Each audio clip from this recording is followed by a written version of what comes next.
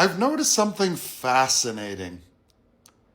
Whenever a government does something that materially helps people, a certain group immediately starts screaming about printed money and inflation. And not because the policy is bad, but just because it exists. So let's talk about the new and improved GST rebate and why the outrage around it only makes sense if you don't understand how taxes and government spending actually work. Because we heard it during CERB too. And here's the thing, even setting aside how money creation actually works, this argument falls apart for a much simpler reason. Because rebates aren't free money. There are tax dollars being returned to us. So before a few of you get all up in your feels about it, let's slow this down and talk about what's actually happening. Because no, the government is not just firing up a money printer to pay for GST rebates. And more importantly, this whole argument collapses once you understand how taxes and public spending actually work. When you get the GST rebate, when you get the Child Canada benefit, when healthcare, roads, schools, or emergency services exist, that's not the government producing money out of thin air.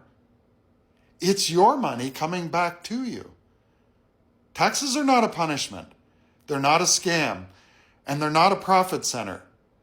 Taxes are a collective reinvestment, a social program. And no, this isn't some radical idea. Modern taxation exists because governments learned the hard way that societies function better when people have access to a safety net.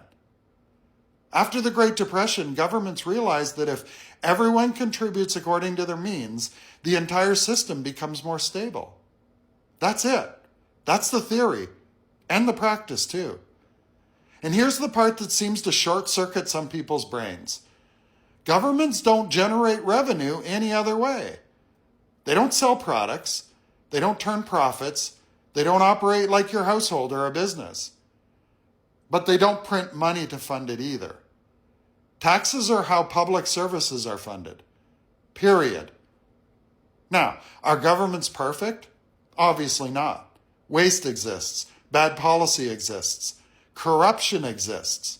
Just look at Ontario and Alberta, right? But that's why democracies have elections. If you don't like how tax dollars are spent, you vote. If enough people agree with you, governments change. Policies change. That's how the system is designed to work. What doesn't work is saying, I personally don't like this, therefore the whole thing must be a conspiracy. That's not civic engagement. That's just vibes and Facebook memes. And look, I get it. I get why this misinformation spreads. It feels good to believe you're being duped. It gives you someone to blame. It turns complex systems into simple villains.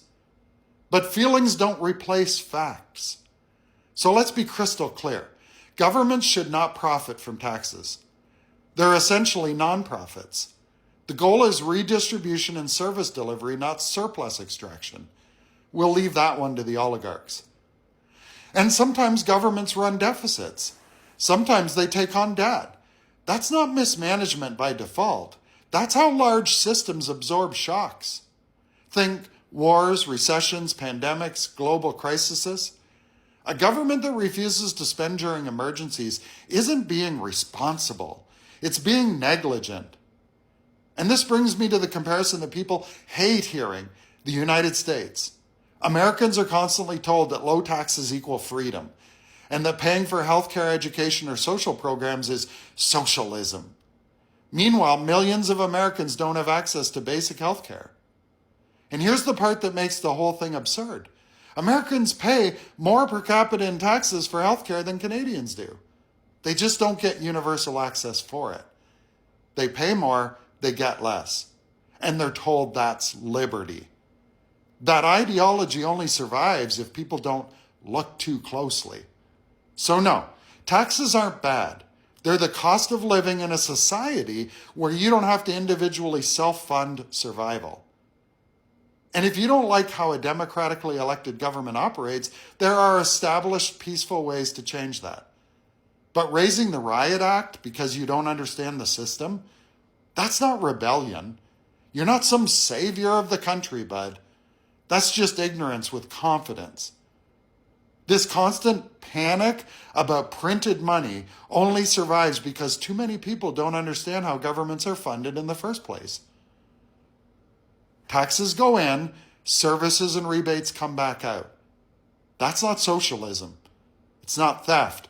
That's just how a modern democracy functions. And if that makes you angry, fine. But be angry at reality, not the made-up version that just keeps getting recycled every time a government tries to help those most in need.